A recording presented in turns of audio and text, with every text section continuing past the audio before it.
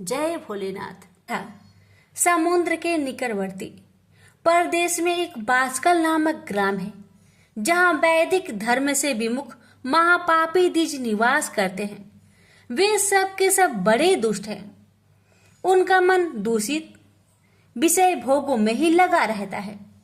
वे न देवताओं पर विश्वास करते हैं, न भाग्य पर। वे सभी कुटिल वृत्ति वाले हैं, किसानी करते और भांति भांति के घातक अस्त्र शस्त्र रखते हैं। वे पर स्त्री गमन करने वाले और खल है। ज्ञान वैराग्य तथा सद्मार्गों को वे बिल्कुल नहीं जानते हैं। वे सभी पशु बुद्धि वाले हैं और सदा दूषित बातों को सुनने में संलग्न रहते हैं। जहाँ के द्विज ऐसे हो, वहाँ के अन्य वर्णों के विषय में क्या कहा जाए। अन्य वर्णों के लिए लोग भी उन्हीं की भांति कुत्सित विचार रखने वाले धर्म में विमुख एवं खल हैं। वे सदा कुकर्म में लगे रहते हैं और नित्य विषय भोग में ही डूबे रहते हैं।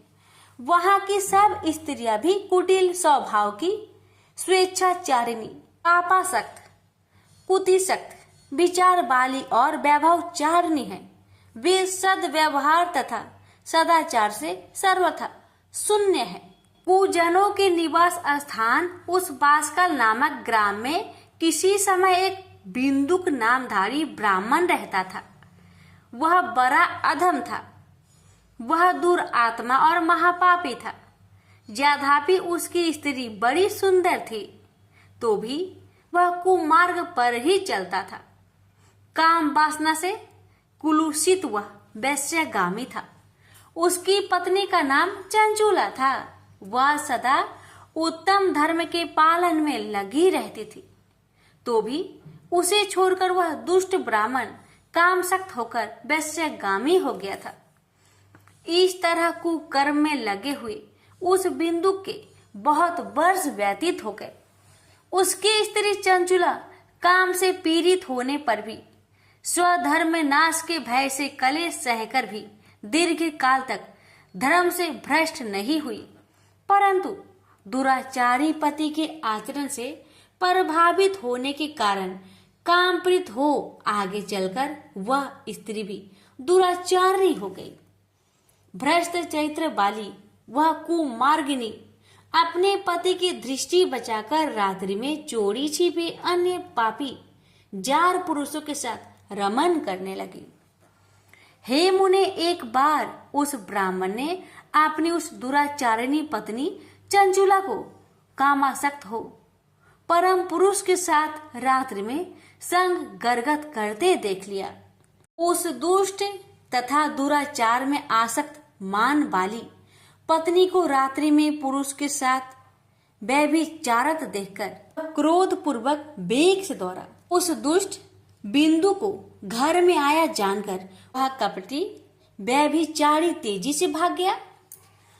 तब वह दुष्ट आत्मा बिंदुक अपनी पत्नी को पकड़कर उसे डांटता हुआ मुक्कों से बार बार पीटने लगा। वह व्यभिचारिणी दुष्टा नारी चंचुला पीटी जाने पर कुपित होकर निर्भयता पूर्वक अपने दुष्ट पति बिंदुक से कहने लगी। चंचुला बोली, मुझ पति परायणा युवती पत्नी छोड़कर आप कुबुद्धिवश प्रतिदिन वेश्या के साथ इच्छा अनुसार रमन करते हैं। ये बताइए कि रूपवती तथा कामशक्त चित्त वाली मुझ युवती की पति संग सर्ग के बिना क्या गति होती होगी। मैं अत्यंत सुंदर हूँ तथा नव यौवन से उत्पन्न हूँ। आपके संग गर्ग के बिना व्यथित चित्त वाली में कामजन्य दुख को कैसे सह सकती हूँ। उस स्त्री के इस प्रकार कहने पर वह मूर्ख बुद्धि मूर्ख ब्राह्मण धर्मी विमुख दुष्ट पापी बिंदु कहने लगा, काम से व्याकुल चित होकर तुमने यह सत्य ही कहा है। हे प्रिय, तुम भय त्याग दो और जो मैं तुमसे हित की बात कहता हूँ उसे सुनो। तुम निर्भय होकर नित्य पुरुष के साथ संसर्ग करो। उसे संतुष्ट करके उनसे धन खींचो। सारा धन वैश्या के प्रति आसक्त मान वाले मुझको दे दिया करो। इससे तुम्हारा और मेरा दोनों का ही सर्वथा सिद्ध हो जाएगा। पति का यह वचन सुनकर उसकी पत्नी चंचुला ने प्रसन्न होकर उसकी बात मान ली। उन दोनों दुराचारी पति पत्नी इस प्रकार समझौता कर लिया तथा वे दोनों निर्भय चित्त से कुकर्म में लीन हो गए। इस तरह दुराचार में डूबे हुए उन मूर्ख चित्त वाले पति पत्नी का बहुत सा समय व्यर्थ बीत गया। तदंतर शूद्र जातीय वैश्य का पति बना हुआ वह दूषित बुद्धि वाला दुष्ट ब्राह्मण बिंदु समयानुसार मृत्यु को प्राप्त हो नरक में जा पड़ा। बहुत दिनों तक नरक के दुख भोगकर वह मूर्ख बुद्धि पापी विंध्य पर्वत पर भयंकर पिचास हुआ। इधर उस दुराचारी पति बिंदु के मर जाने पर वह मूर्ख हृदय चंचुला बहुत समय तक पुत्र के साथ अपने घर में ही रही। इस प्रकार प्रेम पूर्वक कामसक्त होकर जारों के साथ विहार करती हुई उस चंचुला नामक स्त्री का कुछ यौवन समय के साथ ढलने लगा। एक दिन देवयोग से किसी पुण्य पर्व के आने पर वह स्त्री भाई बंधुओं के साथ गोकर्ण क्षेत्र में गई। तीर्थ यात्रियों के संग से उसने भी उस समय जाकर किसी तीर्थ के जल में स्नान किया। फिर वह साधारणतया देखने की दृष्टि से बंधुजनों के साथ यत्र तत्र घूमने लगी। घूमती घामती किसी देव मंदिर में उसने एक देवज्ञ ब्राह्मण के मुख से भगवान शिव की परम पवित्र एवं मंगलकारिणी उत्तम पौराणिक कथा सुनी। कथावाचक ब्राह्मण कह रहे थे कि जो स्त्रियां पुरुष के साथ व्यभिचार करती है वे मरने के बाद जब यमलोक में जाती है तब यमराज के दूत उनकी योनि में तपे हुए लोहे का परिघ डालते हैं। पौराणिक ब्राह्मण के मुख से यह वैराग्य बढ़ाने वाली कथा सुनकर चंचुला भय से व्याकुल हो वह कांपने लगी। जब कथा समाप्त हुई और लोग वहां से बाहर चले गए तब वह भयभीत नारी एकांत में शिव पुराण की कथा बाँचने वाले उन ब्राह्मण से कहने लगी। ब्राह्मण, मैं अपने धर्म को नहीं जानती थी, इसलिए मेरे द्वारा बड़ा दुराचार हुआ है। स्वामीन, इसे सुनकर मेरे ऊपर अनुपम कृपा करके आप मेरा उद्धार कीजिए। हे प्रभु, मैंने मूर्ख बुद्धि के कारण घोर पाप किया। कामांध होकर अपनी संपूर्ण युवा अवस्था वैभवचार में बिताई है। आज वैराग्य रस से ओतप्रोत आपके इस प्रवचन को सुनकर मुझे बड़ा भय लग रहा है।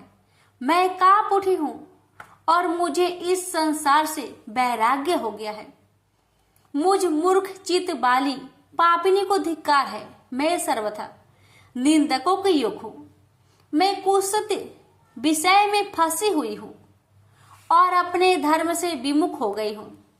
थोड़े से सुख के लिए अपने हित का नाश करने वाला तथा भयंकर कष्ट देने वाला घोर पाप मैंने अनजाने में ही कर डाला है। हाय, न जाने किस किस घोर कष्टदायक दुर्गति से मुझे पड़ना पड़ेगा और वहां कौन बुद्धिमान पुरुष कुमार्ग में मन लगाने वाली मुझ पापनी का साथ देगा।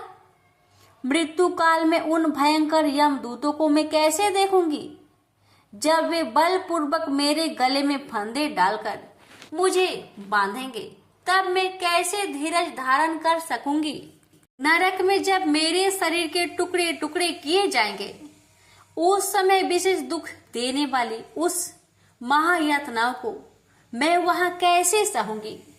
दुख और शोक से ग्रस्त होकर मैं दिन में सहज इंद्रिय व्यापार और रात्रि में नींद कैसे प्राप्त कर सकूंगी। हाय, मैं मारी गई, मैं जल गई, मेरा हृदय विदीर्ण हो गया और मैं सब प्रकार से नष्ट हो गई, क्योंकि मैं हर तरह से पाप में डूबी रही हूँ।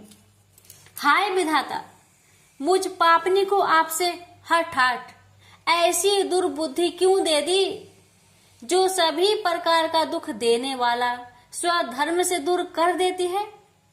हे दीज, सूल से विदा हुआ व्यक्ति ऊंचे पर्वत शिखर से गिरने पर जैसा घोर कष्ट पाता है उससे भी करोड़ गुना कष्ट मुझे है। सैकड़ों अश्वमेघ यज्ञ करके अथवा सैकड़ों वर्षों तक गंगा स्नान करने पर भी मेरी घोर पापों की शुद्धि संभव नहीं दिखती। मैं क्या करूं? कहाँ जाऊं और किसका आश्रय लूं? मुझ नरक गामिनी की इस संसार में कौन रक्षा करेगा? हे ब्राह्मण, आप ही मेरे गुरु हैं, आप ही मेरे माता और आप ही मेरे पिता है। आपकी शरण में आए हुए मुझ दीन अबला का उद्धार कीजिए, उद्धार कीजिए। इस प्रकार खेद और वैराग्य से युक्त हुई चंचला उस ब्राह्मण के चरण पर गिर पड़ी। तब उस बुद्धिमान ब्राह्मण ने कृपा पूर्वक उसे उठाकर इस प्रकार कहा, सौभाग्य की बात है कि भगवान शंकर की कृपा से शिव पुराण की इस वैराग्य युक्त तथा श्रेष्ठ कथा को सुनकर तुम्हें समय पर चेत हो गया। हे ब्राह्मण पत्नी, तुम डरो मत, भगवान शिव की में जाओ। शिव की कृपा से सारा पाप तत्काल नष्ट हो जाता है। मैं तुमसे भगवान शिव की कृति कथा से युक्त उस परम वस्तु का वर्णन करूंगा, जिससे तुम्हें सदा सुख देने वाला उत्तम गति प्राप्त होगी। शिव की उत्तम कथा सुनने से ही तुम्हारी बुद्धि इस तरह पश्चाताप से युक्त एवं शुद्ध हो गई है। साथ ही तुम्हारे मन में विषयों के प्रति वैराग्य हो गया है। पश्चाताप ही पाप करने वाले पापियों के लिए सबसे बड़ा प्रायश्चित है। सत्पुरुषों ने सबके लिए पश्चाताप को ही समस्त पापों का शोधक बताया है। पश्चाताप से ही पापों की शुद्धि होती है। जो पश्चाताप करता है वही वास्तव में पापों को प्रायश्चित करता है, क्योंकि सत्पुरुषों ने समस्त पापों की शुद्धि के लिए जैसे प्रायश्चित का उपदेश किया है, वह सब पश्चाताप से संपन्न हो जाता है। जो पुरुष विधि पूर्वक प्रायश्चित करके निर्भय हो जाता है और अपने कुकर्म के लिए पश्चाताप नहीं करता, उसे प्राय उत्तम गति नहीं प्राप्त होती। परंतु जिसे अपने कृत्य पर हार्दिक पश्चाताप होता है, वह अवश्य उत्तम गति का भागी होता है। इसमें संशय नहीं है। इसी शिव पुराण की कथा सुनने से जैसी चित्त शुद्धि होती है, वैसी दूसरे उपाय से नहीं होती। जैसे दर्पण साफ करने पर निर्मल हो जाता है, उसी प्रकार इसी पुराण की कथा से चित्त अत्यंत शुद्ध हो जाता है। इसमें संशय नहीं है। मनुष्य के शुद्ध चित्त में जगदम्बा पार्वती सहित भगवान शिव विराजमान रहते हैं। इससे वह शुद्धतम पुरुष सांब सदा शिव के परम पद को प्राप्त होता है। इस प्रकार यह कथा रूपी साधन सभी प्राणियों के लिए उपकारी है और इसी कारण महादेव जी ने इसको आग्रह पूर्वक प्रकट किया है। इस कथा से भगवान उमापति ध्यान सिद्ध हो जाता है। उस ध्यान से परम ज्ञान और उससे मोक्ष की प्राप्ति निश्चय ही हो जाती है। भगवान शंकर के ध्यान में मग्न हुए बिना भी यदि कोई इस कथा मात्र सुनता है, वह दूसरे जन्म में भगवान के ध्यान को सिद्ध कर परम पद को पा लेता है। इस कथा के श्रवण से भगवान शंकर ने ध्यान को प्राप्त कर पश्चाताप करने वाले पापी पुरुष सिद्ध को प्राप्त हो गए हैं। उत्तम कथा का श्रवण समस्त मनुष्य के लिए कल्याण का बीज है। यथोचित मार्ग से इसकी आराधना अथवा सेवा करनी चाहिए। यह कथा श्रवण भाव बंधन रूपी रोगों का नाश करने वाला है।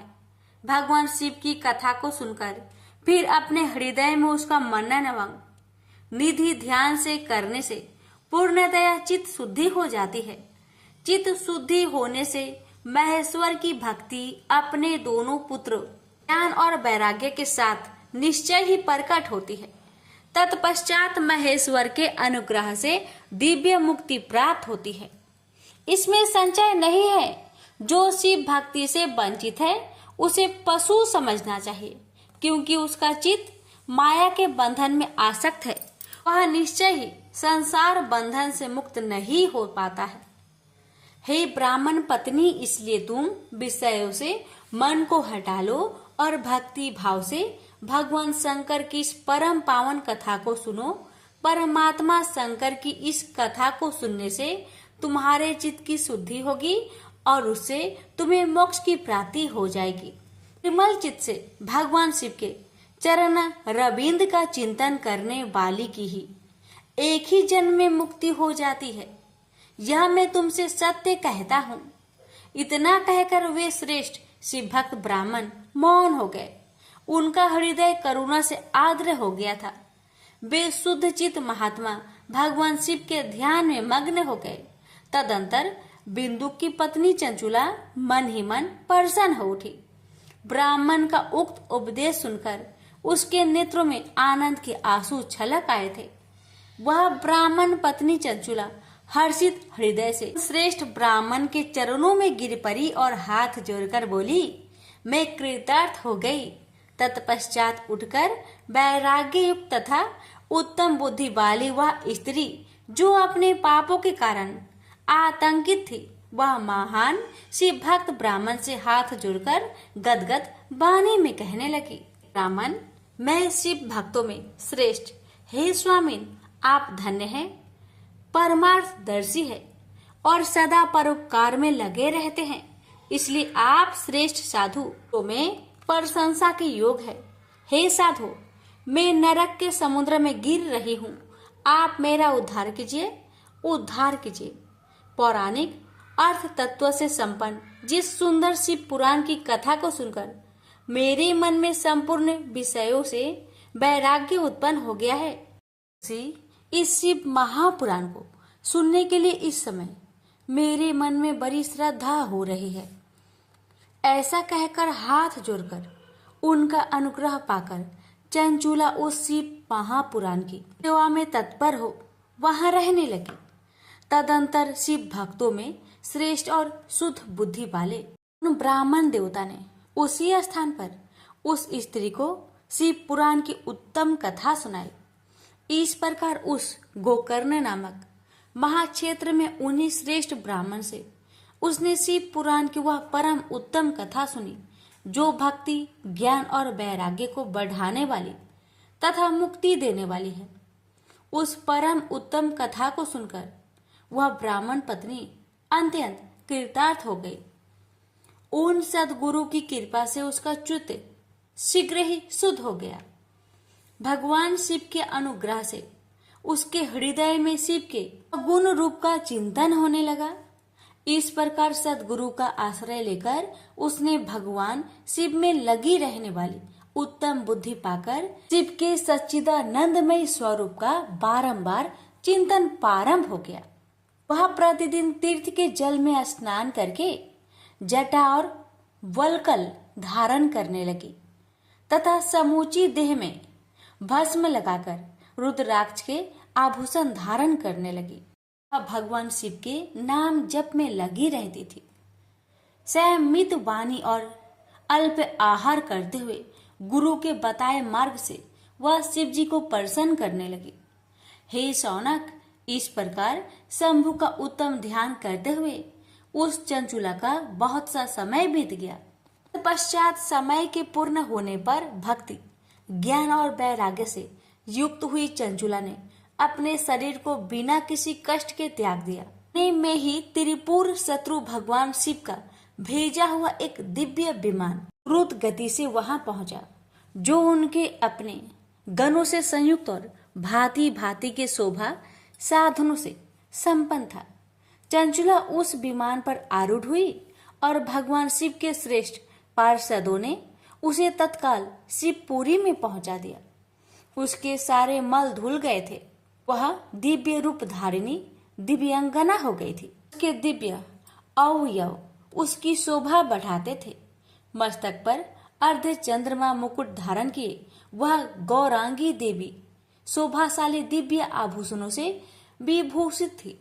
वहां पहुंचकर उसने त्रिनेत्रधारी महादेव जी को देखा। ब्रह्मा, विष्णु आदि देवता उन सनातन शिव की सेवा कर रहे थे। गणेश, भृंगी, नंदीश, वीरभद्रेश्वर आदि गण उत्तम भक्ति के साथ उनकी उपासना कर रहे थे। उनकी अंग कांति करोड़ों सूर्य के समान प्रकाशित हो रही थी। कंठ में नील चिह्न शोभा पा रहा था। उनके 5 मुख थे और प्रत्येक मुख में 3-3 नेत्र थे। मस्तक पर अर्ध चंद्राकार मुकुट शोभा पा रहा था। उन्होंने अपने वाम अंग में गौरी देवी को बैठा रखा था, जो विद्युत पुंज के समान प्रकाशित थी। गौरीपति महादेव जी की कांति कपूर के समान गौर थी। उन्होंने सभी अलंकार धारण कर रखे थे। उनका सारा शरीर श्वेत भस्म में भसित था। शरीर पर श्वेत वस्त्र शोभा पा रहे थे। वे अत्यंत उज्जवल वर्ण के थे। इस प्रकार परम उज्जवल भगवान शंकर का दर्शन करके वह ब्राह्मण पत्नी चंचुला बहुत प्रसन्न हुई। अत्यंत प्रीति युक्त होकर उसने बड़ी तावली के साथ भगवान को बारंबार प्रणाम किया। फिर हाथ जोड़कर वह बड़े प्रेम, आनंद और संतोष से युक्त विनीत भाव से खड़ी हो गई। उसके नेत्र से आनंद अश्रुओं की अविरल धारा बहने लगी तथा संपूर्ण शरीर में रोमांच हो गया। उस समय भगवती पार्वती और भगवान शंकर ने उसे बड़े करुणा के साथ अपने पास बुलाया और सौम्य दृष्टि से उसकी ओर देखा। पति जी ने तो दिव्य रूप धारिणी बिंदु प्रिया चंचुला को प्रेम पूर्वक अपनी सखी बना लिया। उस परमानंद घन ज्योति स्वरूप सनातन धाम में अविचल निवास पाकर दिव्य सुख से संपन्न हो अच्छे सुख का अनुभव करने लगी। एक दिन परमानंद में निमग्न हुई चंचुला ने उमा देवी के पास जाकर प्रणाम किया और दोनों हाथ जोड़कर वह उनकी स्तुति करने लगी। हे गिरिजा नंदिनी, हे स्कंद माता, मनुष्यों ने सदा आपकी सेवा की है। समस्त सुखों को देने वाली हे शंभु प्रिय, हे ब्रह्म रूपिणी, आप विष्णु और ब्रह्मा आदि देवताओं द्वारा सेव्य हैं। आप ही सगुना और निर्गुणा भी है तथा आप ही सूक्ष्म सच्चिदानंद स्वरूपिणी आद्य प्रकृतिक है। आप ही संसार की सृष्टि, पालन और संहार करने वाली है। तीनों गुणों का आश्रय भी आप ही है। ब्रह्मा, विष्णु और महेश्वर, इन तीनों देवताओं का आवास स्थान तथा उनकी उत्तम प्रतिष्ठा करने वाली परम शक्ति आप ही है। सदगति प्राप्त हो चुकी थी वह चंचुला इस प्रकार महेश्वरी पत्नी उमा की स्तुति करके सिर झुकाए चुप हो गई। उसके नेत्रों में प्रेम के आंसू उमड़ आए थे। करुणा से भरी हुई शंकर प्रिया भक्त वत्सला पार्वती देवी चंचुला के संबोधित करके बड़े प्रेम से इस प्रकार कहने लगी। हे सखी चंचुले, हे सुंदरी, मैं तुम्हारी की हुई इस स्तुति से बहुत प्रसन्न हूँ। बोलो, क्या वर मांगती हो? तुम्हारे लिए कुछ भी अदेय नहीं है। पार्वती जी के इस प्रकार कहने पर चंचुला उन्हें प्रणाम करके दोनों हाथ जोड़कर नतमस्तक हो प्रेम पूर्वक पूछने लगी। हे निष्पाप गिरिजा कुमारी, मेरे पति बिंदु इस समय कहाँ है? उनकी कैसी गति हुई है यह मैं नहीं जानती। कल्याणमयी दीन वत्सले, मैं अपने उन पति देव से जिस प्रकार संयुक्त हो सकूं कृपा करके वैसा ही उपाय कीजिए। हे महेश्वरी, हे महादेवी, मेरे पति एक क्षुद्र जातीय वैश्या के प्रति आसक्त थे और पाप में डूबे रहते थे। उनकी मृत्यु मुझसे ही पहले हो गई थी। वे न जाने किस गति को प्राप्त हुए हैं। चंचुला का यह वचन सुनकर नीति वत्सला हिमालय पुत्री देवी पार्वती ने अत्यंत प्रेम पूर्वक यह उत्तर दिया। हे सुते, तुम्हारा बिंदुक नाम वाला पति बड़ा पापी था।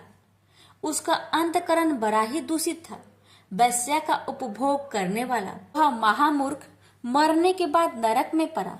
अनगिनत वर्षों तक नरक में नाना प्रकार के दुख भोगकर वह परमात्मा अपने शेष पाप को भोगने के लिए विंध्य पर्वत पर पिचास हुआ है।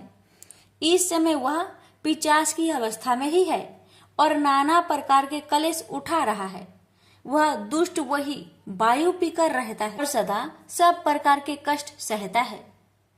गौरी देवी का यह बात सुनकर उत्तम व्रत का पालन करने वाली वह चंचुला उस समय पति के महान दुखों से दुखी हो गई।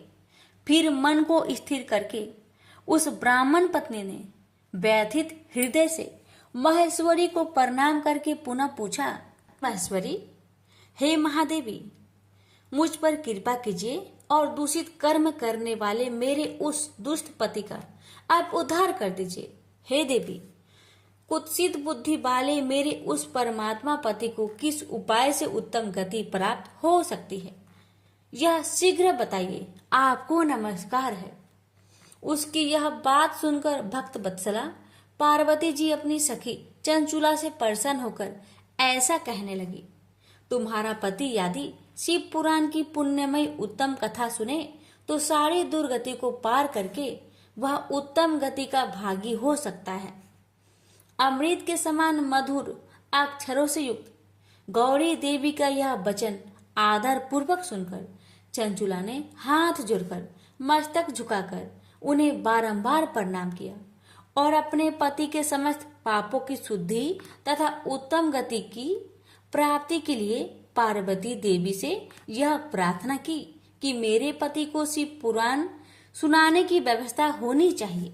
तो ब्राह्मण पत्नी के बारंबार प्रार्थना करने पर शिव प्रिया गौरी देवी को बड़ी दया आई। उस भक्त वत्सला महेश्वरी गिरिजा कुमारी ने भगवान शिव की उत्तम कृति का गान करने वाले गंधर्वराज तुमरु को बुलाकर उनसे प्रसन्नता पूर्वक इस प्रकार कहा। गिरिजा बोली, मेरी मन की बातों को जानकर मेरे अभिष्ट कार्य को सिद्ध करने वाले तथा शिव में प्रीति रखने वाले हे तुमरु, मैं तुमसे एक बात कहती हूँ, तुम्हारा कल्याण हो। तुम मेरी इस सखी के साथ शीघ्र ही विंध्य पर्वत पर जाओ। वहाँ एक महाघोर और भयंकर पिशाच रहता है। उसका वृत्तांत तुम आराम से ही सुनो। मैं तुमसे प्रसन्नता पूर्वक सब कुछ बताती हूँ। पूर्व जन्म में वह पिशाच बिंदुक नामक ब्राह्मण था। वह मेरी इस सखी चंचुला का पति था, परंतु वह दुष्ट वैश्यगामी हो गया। स्नान संध्या आदि नित्य कर्म छोड़कर वह अपवित्र रहने लगा। क्रोध के कारण उसकी बुद्धि पर मूर्खता छा गई। कर्तव्य का विवेक नहीं पाता था। अभय भक्षण, सज्जनों से देश और दूषित वस्तुओं का दान लेना, यही उसका स्वाभाविक कर्म बन गया था। वह अस्त्र शस्त्र लेकर हिंसा करता, बाएं हाथ से खाता, दीनों को सताता और क्रूरता पूर्वक पराये घर में आग लगा देता था। चांडालों से प्रेम करता और प्रतिदिन वैश्य के संपर्क में रहता था। वह बड़ा दुष्ट था। उस पापी ने अपनी पत्नी का परित्याग कर दिया था और वह दुष्टों के संग में निरत रहता था। उसने वैश्या के कुसंग से अपने सारे पुण्य नष्ट कर लिए और धन के लोभ से अपनी पत्नी को निर्भय करके व्यभिचारिणी बना डाला। वह मृत्यु पर्यंत दुराचार में ही फंसा रहा। फिर समय आने पर उसकी मृत्यु हो गई। वह पापियों के भोग स्थान घोर यमपुरी में गया और वहां बहुत से नरकों को भोगकर वह दुष्ट आत्मा इस समय विंध्य पर्वत पर पिशाच बना हुआ है। वहीं पर वह दुष्ट पिशाच अपने पापों का फल भोग रहा है। तुम उसके आगे यत्न पूर्वक शिव पुराण की उस दिव्य कथा का प्रवचन करो, जो परम पुण्यमयी तथा समस्त पापों का नाश करने वाली है। उत्तम शिव पुराण की कथा के श्रवण से उसका हृदय शीघ्र ही समस्त पापों से शुद्ध हो जाएगा और वह प्रेत योनि का परित्याग कर देगा। दुर्गति से मुक्त होने पर उस बिंदुक नामक पिशाच को मेरी आज्ञा से विमान पर बैठाकर तुम भगवान शिव के समीप ले आओ। महेश्वरी उमा के इस प्रकार आदेश देने पर गंधर्वराज तुमरु मन ही मन बड़े प्रसन्न हुए और उन्होंने अपने भाग्य की सराहना की। तत्पश्चात उस पिशाच की सती साध्वी पत्नी चंचुला साथ विमान पर बैठकर नारद के प्रिय मित्र तुमरु वेग पूर्वक विंध्याचल पर्वत पर गए, जहां वह पिशाच रहता था। वहां उन्होंने उस पिशाच को देखा। उसका शरीर विशाल था और उसकी ढोड़ी बहुत बड़ी थी। वह कभी हंसता, कभी रोता, कभी उछलता था। उसकी आकृति बड़ी विकराल थी। भगवान शिव की उत्तम कृति का गान करने वाले महाबली तुमरु ने उस अत्यंत भयंकर पिशाच को बलपूर्वक पासों द्वारा बांध लिया। तुमरु ने शिव पुराण की कथा बांचने का निश्चय करके महा उत्सव युक्त स्थान पर मंडप आदि की रचना की। इतने में ही संपूर्ण लोकों में बड़ी वेग से यह प्रचार हो गया कि देवी पार्वती जी की आज्ञा से एक पिशाच का उद्धार करने के उद्देश्य से पुराण की उत्तम कथा सुनाने के लिए तुमरू विंध्या पर्वत पर गए हैं। तो उस कथा को सुनने के लोभ से बहुत से देवता और ऋषि भी शीघ्र ही वहां जा पहुंचे। आदर पूर्वक शिव पुराण सुनने के लिए आए हुए लोगों का उस पर्वत पर बड़ा अद्भुत और कल्याणकारी समाज जुट गया। तत्पश्चात तुमरू ने उस पिशाच को पासों से बांधकर आसन पर बैठाया और हाथों में बीना लेकर गौरीपति की कथा का गान आरंभ किया। महात्म्य सहित पहली अर्थात प्रथम संहिता से लेकर 7वीं संहिता तक शिव पुराण की कथा का उन्होंने स्पष्ट वर्णन किया। 7 संहिता वाले शिव पुराण का आदर पूर्वक श्रवण करके वे सभी श्रोता पूर्णतः कृतार्थ हो गए। उस परम पुण्यमयी शिव पुराण को सुनकर उस पिशाच ने अपने सारे पापों को धोकर उस पिशाचित शरीर को त्याग दिया। शीघ्र ही उसका रूप दिव्य हो गया। उनकी कांति गौर वर्ण की हो गई।